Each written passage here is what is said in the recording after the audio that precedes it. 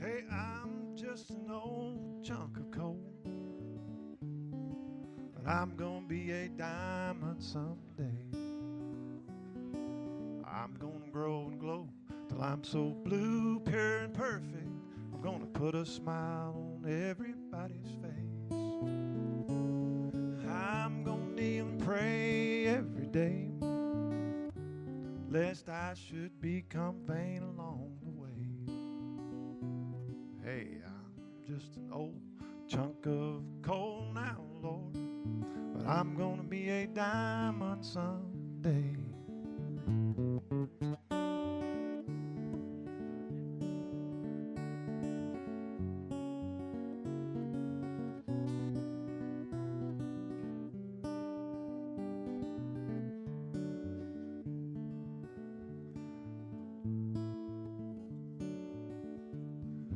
I'm gonna find me a better way to walk. I'm gonna search and find me a better way to talk. I'm gonna spit and polish my old rough-edged self till I get rid of every single flaw. Hey, I'm gonna be the world's best friend. I'm gonna go around shaking everybody's hand. Just an old chunk of coal now, Lord, but I'm gonna be a diamond someday. I'm gonna be a diamond someday.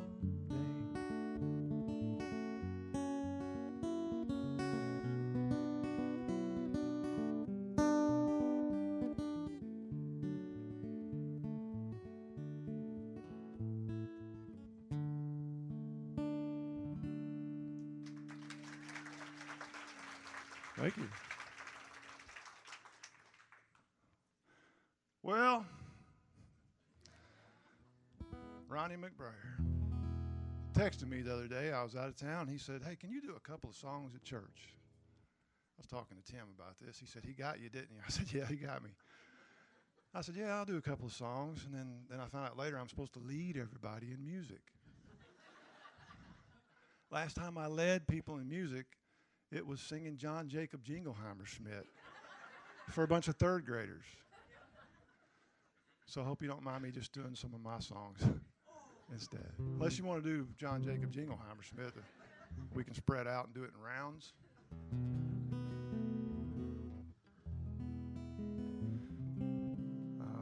It's really hard to get up in front of a bunch of people because I've never played in front of a crowd this big before. But to be a singer-songwriter without telling a story is really hard just to get up and sing. So forgive me if I talk too much. I don't mean to. My whole life I've been told I was different.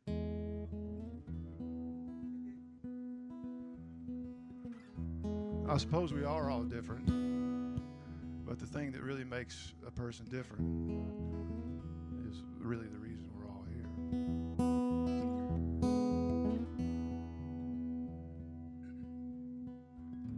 I am different from what I was.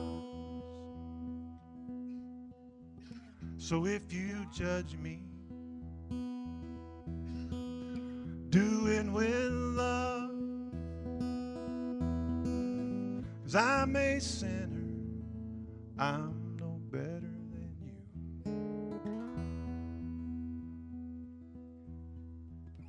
I am different from what I was. Still fall and stumble,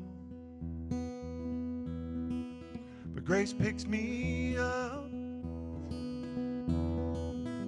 I keep walking, trying to get it right.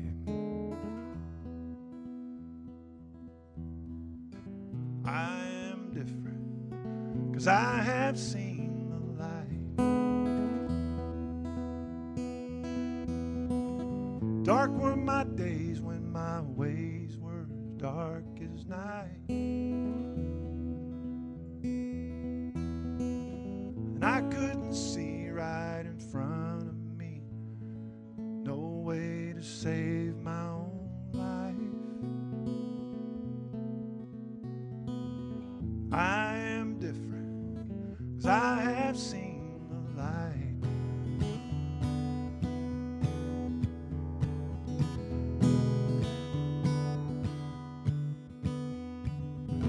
I am different from who I was. Now I'm a man filled with faith, hope, and love. Now I know the way, the truth, and the life.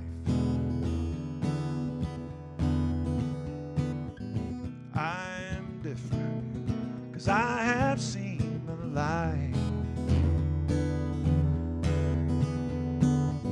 Dark were my days when my ways were dark as night. And I couldn't see right in front of me till the sun shined in my eyes. I am different. I have seen the light.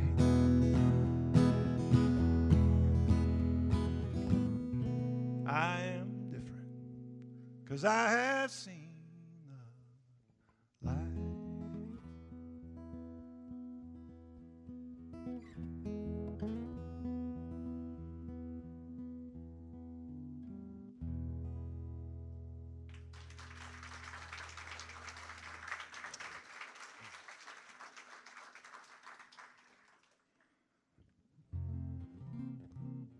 I think Ronnie told me one time, he said I wasn't opposed to a bunch of Christians getting together and getting in a wad.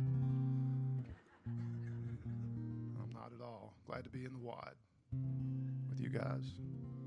I've been gone for about 5 weeks, so it's really good to be back. So it's good to see everybody from this side instead of back there. This song, when I panicked when I found out I was supposed to lead music, I called Bobby Raines up here in the room. I said, Bobby, I don't lead music. And he's like, don't worry about it. He goes, what you need to do is just sing this one song. And so I'm happy to do that. This song is real special to me because I wrote it before I ever moved here. But like most of us that moved here, we visited here several times maybe and found out, we're supposed to be here. So I was one of those. So when I first came down here, I just started watching people, and I would sit out on the sunset like most people and just watch the tourists come. As the waves are coming in from the Gulf, the waves of people are going like that, and they kind of meet right there at the shore. And watching them, I guess, get out of their car like the first day that they're there, and it's really just the coolest thing to see these people run or try to run in the sand. And see them run towards those waves, they can't wait to just get right there. They can't wait to get right there. And socks are flying and clothes, and kids are, falling, and parents don't care. It's really neat.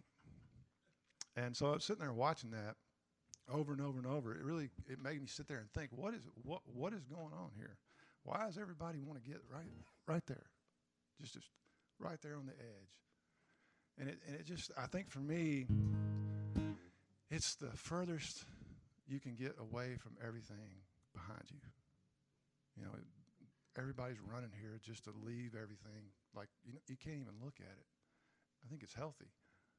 And then I think about what they're looking at is God. That's all that's out there. It's just God, His creation, His beauty, His peace, calmness. It's just really, it's amazing. So, me and Buddy wrote this song.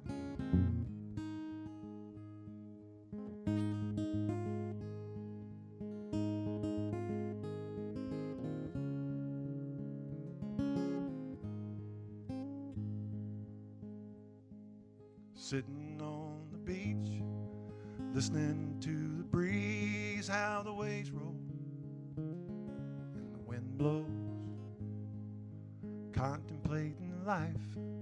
Seems just like the tide, it's a yo-yo, the way it comes and goes.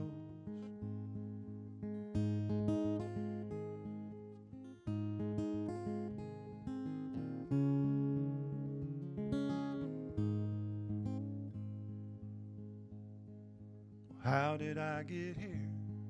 Should I go way out there? I can get crazy, I can be lazy. And if I could see my life through the seagull's eyes, would it please me or would it grieve me? These questions that I'm posing while I'm sitting by this ocean, supposing I may never understand. But inside my heart I'm knowing that this hourglass is flowing, showing me that I am a grain of sand.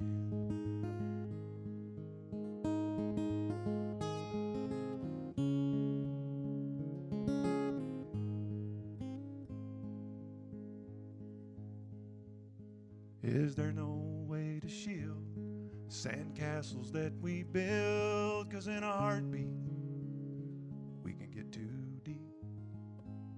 And is the mark of every man like his footprints in the sand, temporary and then buried? These questions that I'm posing while I'm sitting by this ocean, supposing I may never understand. But inside my heart I'm knowing that this hourglass is flowing, showing me that I am a grain of sand.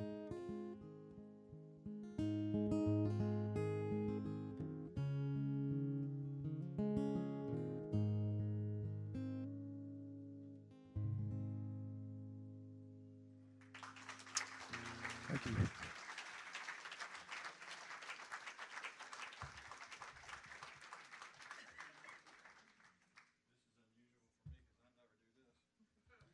I always sit in the corner back there. Y'all be nice, ladies and gentlemen. Bobby Ray. No. Brian Kennedy. If you don't know who Brian is, let me tell you, I'm going to embarrass you, Brian. Just stand there. Brian wrote 9 hits for Garth Brooks, including 3 number ones. And he's currently Garth's road tour manager. And he's just back here in town. Like he said, he's been out on the road for 5 weeks, so we're really blessed to have him. And we appreciate you coming up here, Brian. Thank you very much.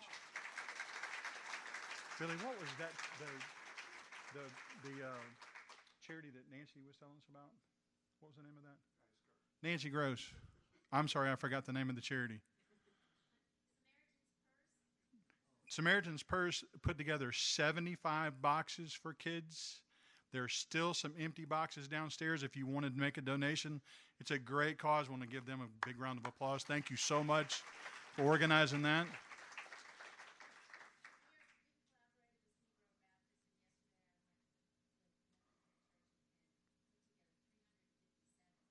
Oh, I'm sorry. Wow.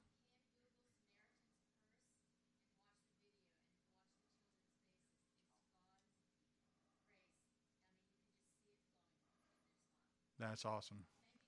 Thank you. One other announcement.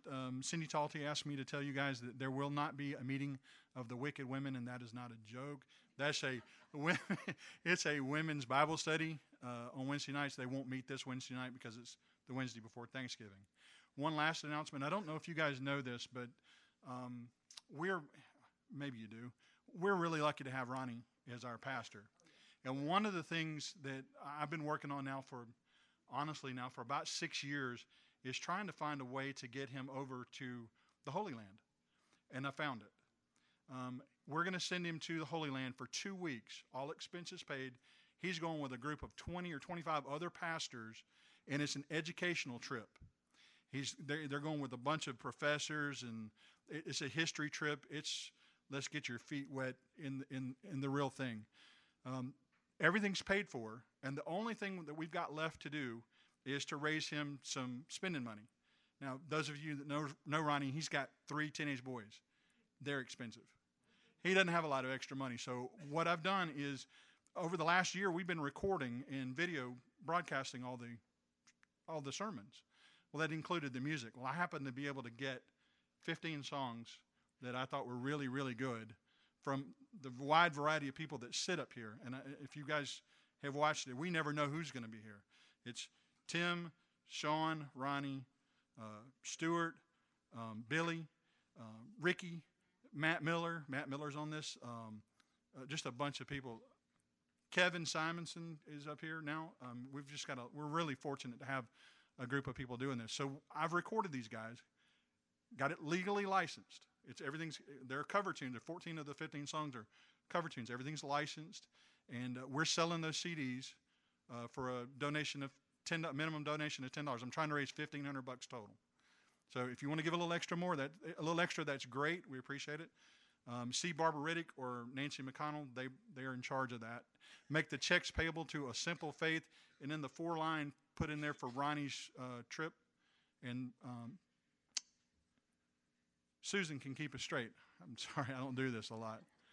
And so it's for a good cause. Ronnie is already very steeped in history, as you know, when he does his presentations. So this will just give him one more piece in his arsenal. He's a great presenter. So, and without further ado, Jeff Miller is going to come. Oh, I'm sorry. Go ahead.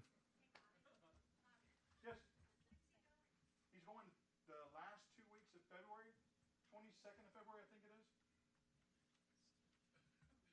This is unexpected, but I wanted to share it because yesterday was Rural Relief in Bruce, and we had over 350 families come through. And you guys know that we get funds from the government just for some of the food, but there's not enough coming in. I mean, there's more new people. Normally it's 250 people, so we had over 100 people new come through.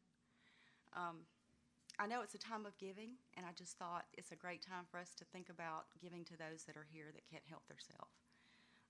We have disability people come through. We have people who can't really walk through the line, so just take it on your heart, pray about it, and if you want to give this year, Rural Relief is a great cause. It's here, it's not going away, and we can't count on everybody else to just keep giving, so I'm here just to ask for y'all's prayers today for that. And also keep in mind we're going to be doing the 1,000 bags for the Christmas children.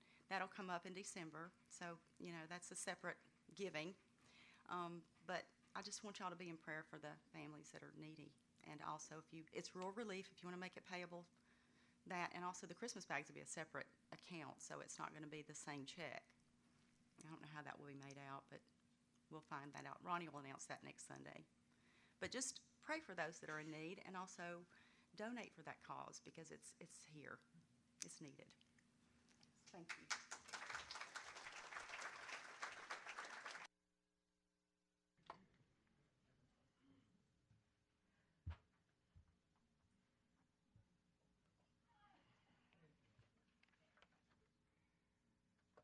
I figured up that it's been right at a month of Sundays since I was last here, since April.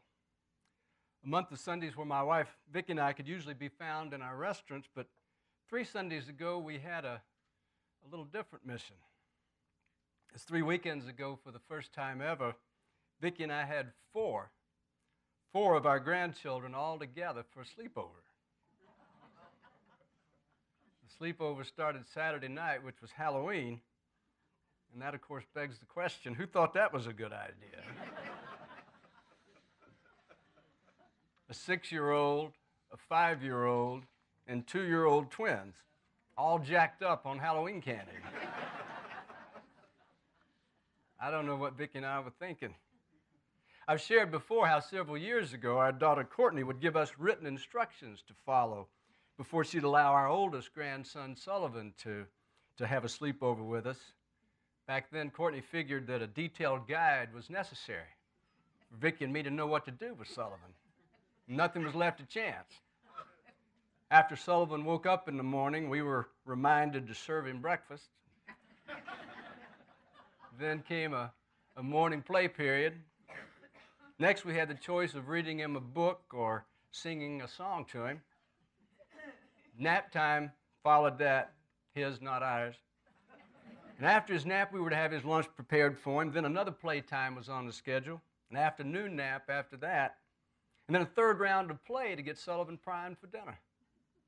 And then after dinner, a warm bath to get him ready for bed. And finally, just before bed, Courtney had scheduled another book or a song for Sullivan if he needed to calm down a bit. From what? Well, fast forward to 3 weekends ago. If an overnight with one grandchild required a page full of instructions, surely our first time up against a gang of 4 would require a complete manual. But no, Courtney showed up Halloween night with no manual, no written instructions at all. In fact, it was almost like a drive-by drop-off.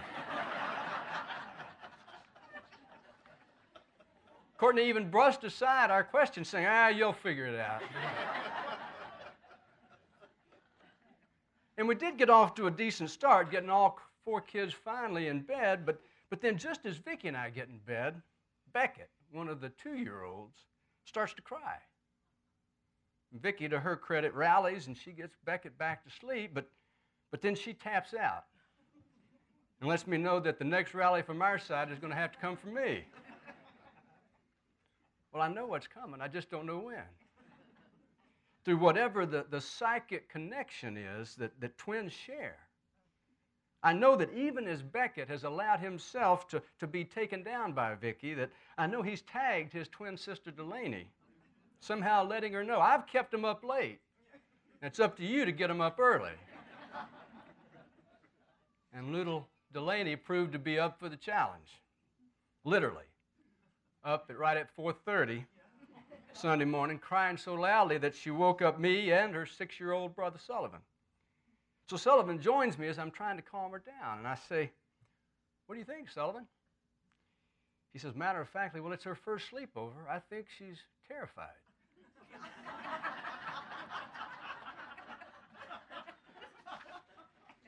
I say to Sullivan, well, that doesn't help me a bit.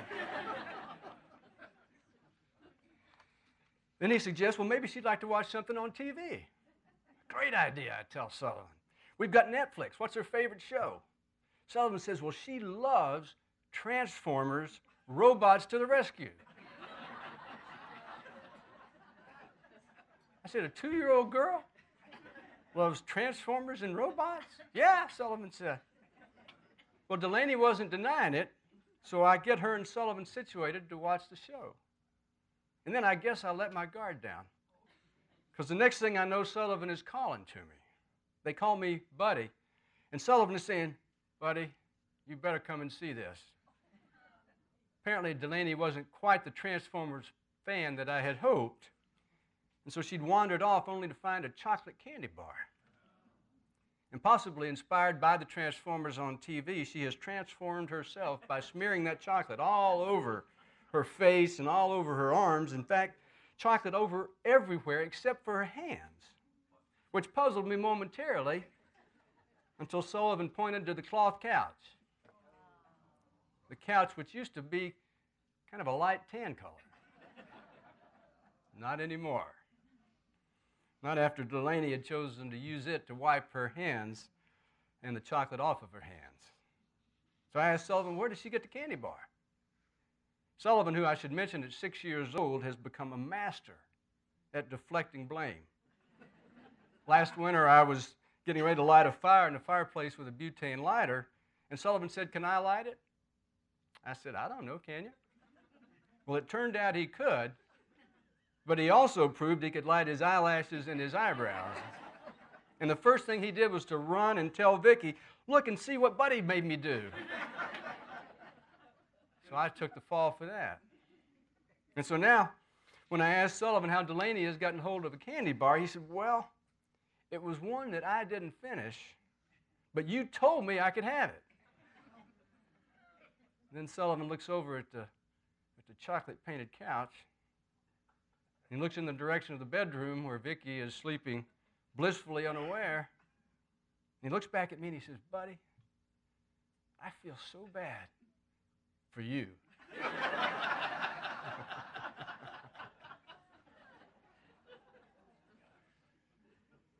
Well, that experience sounds familiar, I'm sure, to most every parent and grandparent. Just as the story that I'd like to talk about today that's found in Luke chapter 15, verses 11:30 through 32, I know will sound familiar. The story is the parable of the prodigal son. A man had two sons is how Jesus begins the parable in verse 11 of Luke chapter 15. And at the start, it's the youngest son who is the focus of the story. As he says, "Father, give me the share of the estate that falls to me." And then as soon as the father agrees to his request and divides his wealth between his two sons, the younger son gathers everything that's now his, gathers it all together, and he heads off on a journey into a distant country. And there he squanders his estate with loose living. And once the son is broke, starving, and homeless, he comes to his senses and he says to himself, "My father's hired men have more than enough bread, but I am starving here, dying with hunger." So he decides to return to his father and to say to him, "I have sinned against heaven and in your sight. I'm no longer worthy to be called your son. Make me as one of your hired men." And he starts to head back to his father. But while he is still a long way off, his father sees him. And he feels such compassion for him that he runs to him and embraces him. And he kisses him. The father then brings him home and he tells his servants to dress his young son up in their finest robe, to bring a ring for his finger and sandals for his feet, and to prepare their fattened calf for a feast to celebrate. Truly, loving and forgiving father. And he's not just any father, is he? No. In the parable, Jesus offers us such a personal, even intimate insight into one particular father. An intimate look at his father and ours. A look at God who never turns his back on his sons and daughters. God who never rejects one of his children as unforgivable. God who always waits and looks to celebrate the return of the son or daughter who has wandered away from him. And so that's part one of the parable of the prodigal son. Which brings us to the second part. And as we see, or will see in the second part of the parable, the focus shifts from the youngest son to his older brother. To the older son who has not abandoned his father. The older son who has not squandered his share of his father's estate. The older son who has remained behind to work in his father's field. And it's there, coming from his father's field, toward his father's house, where he begins to hear music and dancing. And when he asks what's going on, he's told that his younger brother has returned, and that his father has killed the fattened calf to celebrate. But rather than joining in the celebration, we see that the older son becomes angry, and he refuses to even enter his father's house. So his father comes out and pleads, the scripture says, pleads with him to come in. But he complains to his father that he has always obeyed him, and yet his father hasn't thrown any big parties for him. And he goes on to rail at the injustice of his brother receiving such a lavish homecoming after all of his misdeeds. And then as the parable ends, we hear his father say to him, "Son, all that is mine is yours." But we had to celebrate and rejoice, for your brother was dead and has begun to live. He was lost and now is found. Those of us old enough to have grown up listening to music on vinyl, 45 records, remember there was always an A side and a B side. One song only on each side.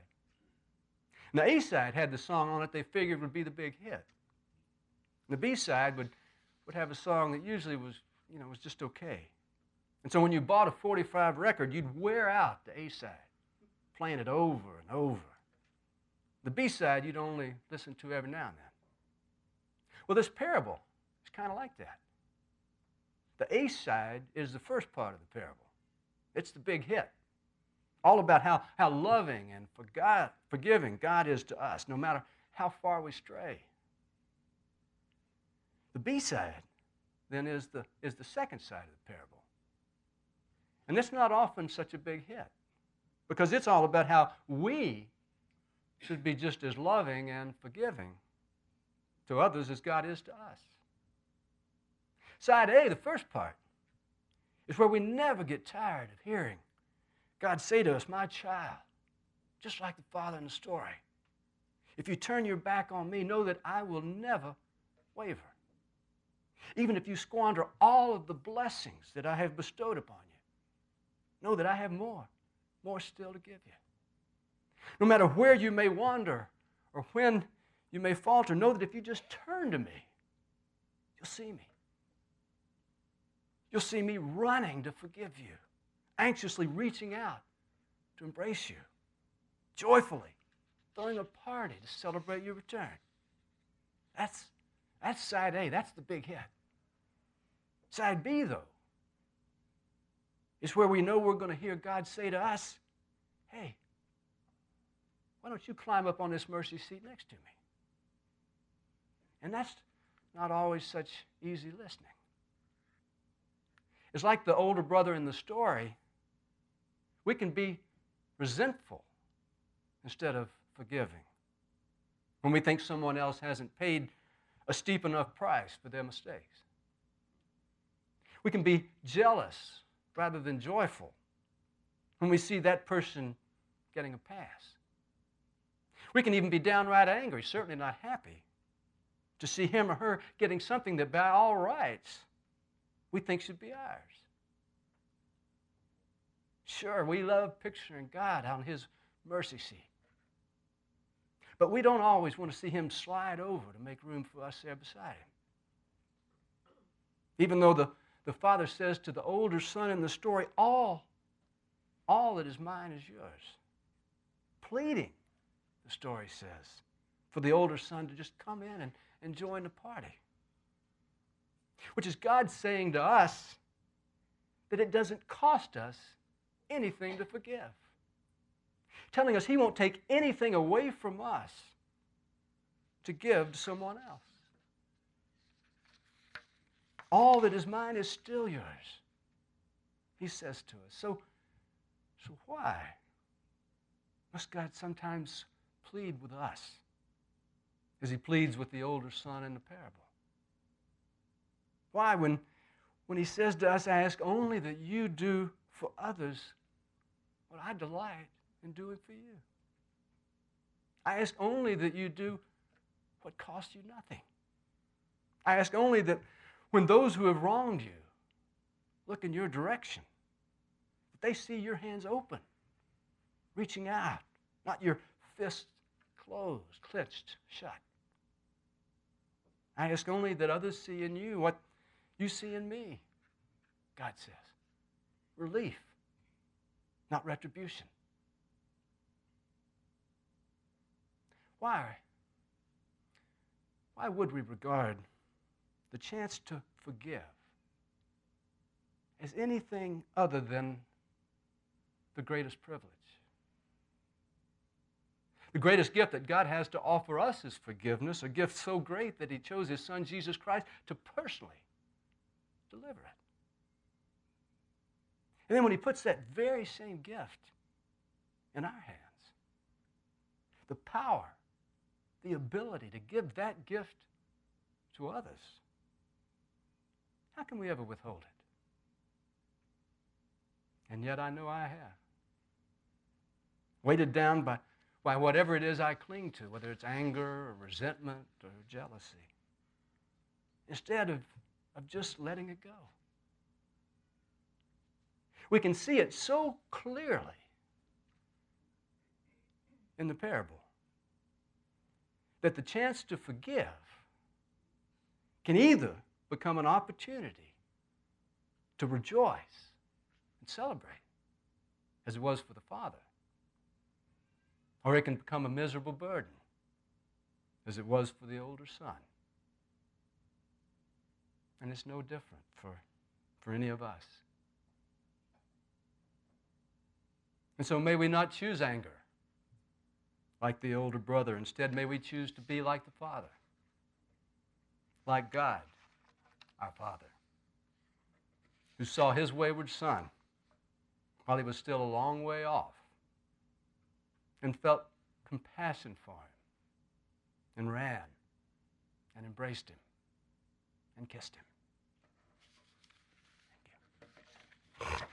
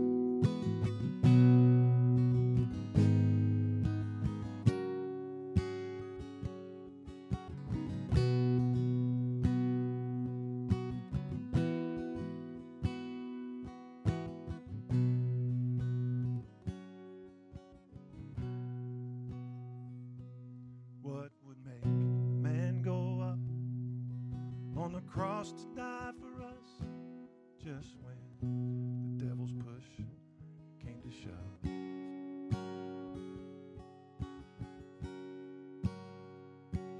What could leave an empty grave, carrying all the souls he saved? Hallelujah, that's a work of love.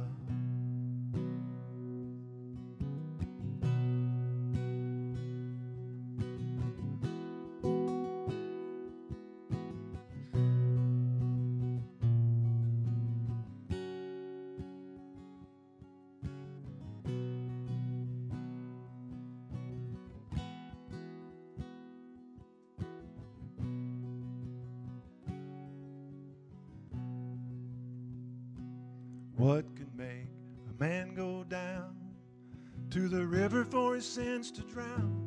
In the glory of the Lord he fell short of. Confess the errors of his ways, and then lift his hands in praise. Hallelujah, that's a work of love. It's the bending of the knee, the tending of the knee. It's the hand reaching down from above.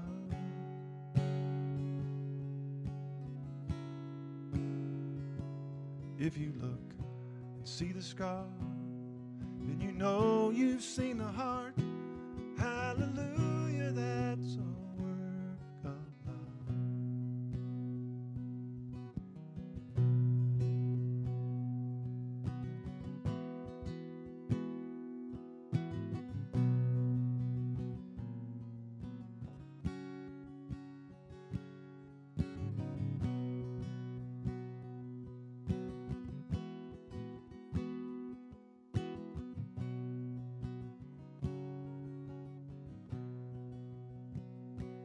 What could make a man go out, change his life and turn about, from wrestling to resting with the dove, with no thought of turning back and giving everything he has? Hallelujah, that's a work of love.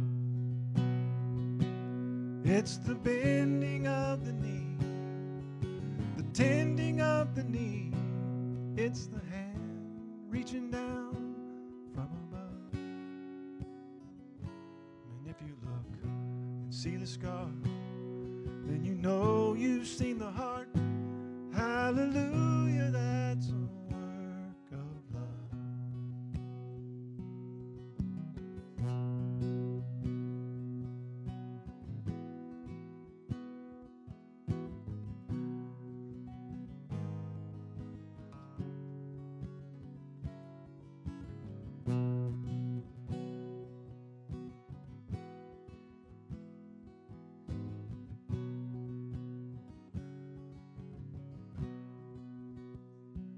What could make a man go up on a cross to die for us, just when the devil's push came to shove? And what could leave the empty grave, carrying all the souls he saved? Hallelujah, that's a work of love.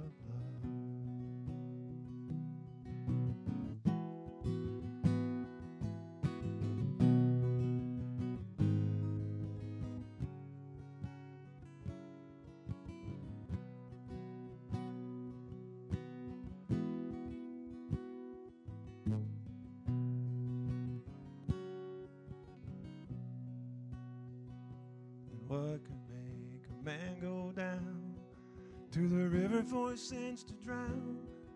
In the glory of the Lord he fell short of. Confess the error of his ways, and then lift his hands in praise. Hallelujah, that's a work of love. It's the bending of the knee, the tending of the knee. It's the hand reaching down from above. And if you look and see the scar, then you know you've seen the heart. Hallelujah, that's a work of love.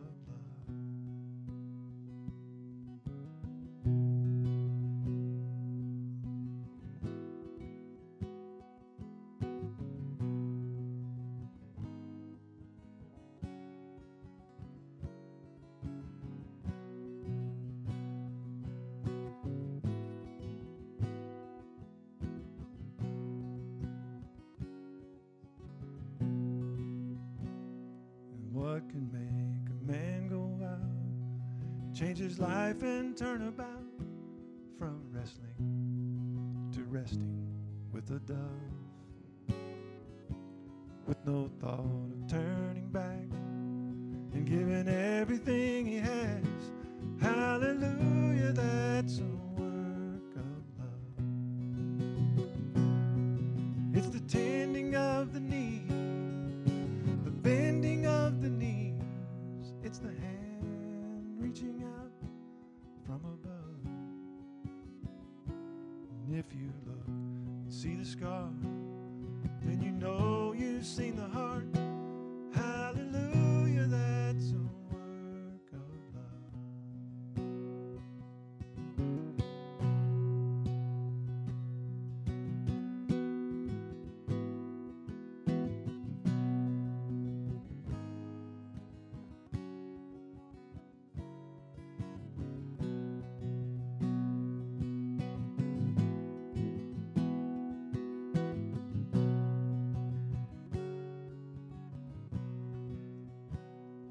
What could make a man go up on a cross to die for us, just when the devil's push came to shove?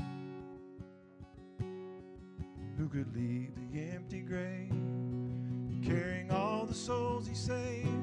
Hallelujah, that's a work of love.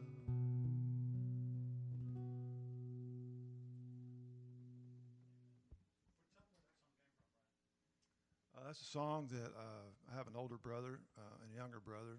Gordon Kennedy's my older brother. He's a two-time Grammy winner. And he wrote a album for Ricky Skaggs called Mosaic. And if you haven't heard that album, it's anointed. It's an amazing record. So I know Bobby's heard it, so it's a great, great, great album, Mosaic. And I wish I would have written all that, but I didn't. Are there any other announcements? Anybody else? If Billy would come, and if you guys would please stand and recite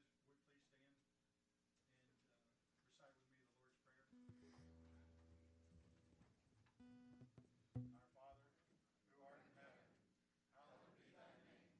Thy kingdom come, thy will be done, on earth as it is in heaven. Give us this day our daily bread, and forgive us our trespasses, as we forgive those who trespass against us. And lead us not into temptation, but deliver us from evil.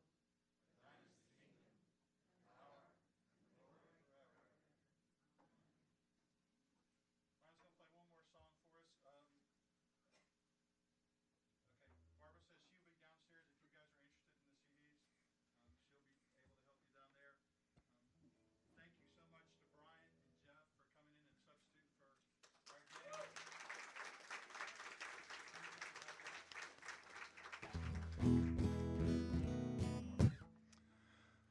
Okay, I'm just going to sing a song that when I first moved down here, I watched everybody up and down this little street called 30A, and I observed, and this is what I came up with. It's southern living, but it's very chic. West from Dune Island, east to Inlet Beach. A hidden coastline of emerald water and surf. A little blacktop road winds through heaven on earth. Thousands of acres of protected land. And across the road we got beaches with sugar white sand. We got funky restaurants, beach bars, cool and groovy art. Yeah, what we've got you can't get at your local Walmart. Once you unpack, you'll forget where you're from. Slow down, kick back, relax, and watch the setting sun. 'Cause all work and no play make Jack and Jill wanna stay. Where their troubles fade away, and they can have fun and play on Florida's scenic highway.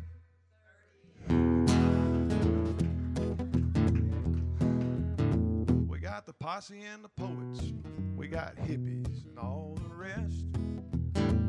Bike swervers, board surfers, we got dudes and dudettes. We support our wildlife, the dolphins and turtles and such. And every spring break, the wildlife, it supports us. But once you unpack, you'll forget where you're from. Slow down, kick back, relax, and watch the setting sun. 'Cause all work and no play make Jack and Jill wanna stay.